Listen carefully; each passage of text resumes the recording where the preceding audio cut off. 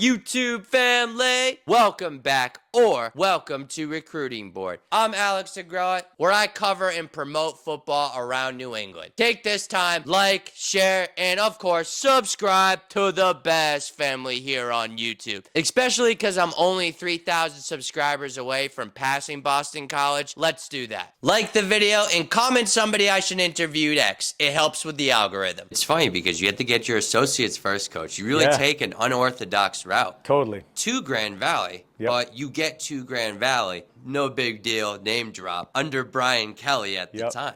Yeah. So if you want to talk about how that happened, Coach. Again, I think being persistent, that's one of these things on all these jobs I've gotten. I've been persistent, man. So I was like really persistent with Coach Kelly. And I'm like, he did a clinic on a Monday night. And I actually skipped one of my classes on Monday night because I thought it was that important. Coach Eli's like, hey, man, this is the guy I was telling you about. And he's like, well, if we have an opportunity, we're going to reach back out to you. So like I was kind of in limbo throughout the summer. Do I apply here? Do I have an opportunity? Like, can I get a little bit of help? Like, what's this going to look like? And then it kind of like didn't really materialize until like maybe the end of June, early July, if I remember right. And I went up and did kind of like the pseudo interview and walked around campus, and it was a weird deal. I was a traditional student still. Yeah. And I was taking like class like with everybody else, but I was coaching. That's so different. You know what I mean? I don't know anyone else that's ever happened to. I don't know. And so like, because they had some like part-time coaches, I guess. And so maybe they utilized that in a different way and said, hey, we could have this guy here and he could be around all the time instead of being here from 3 to 5. So I literally lived at that football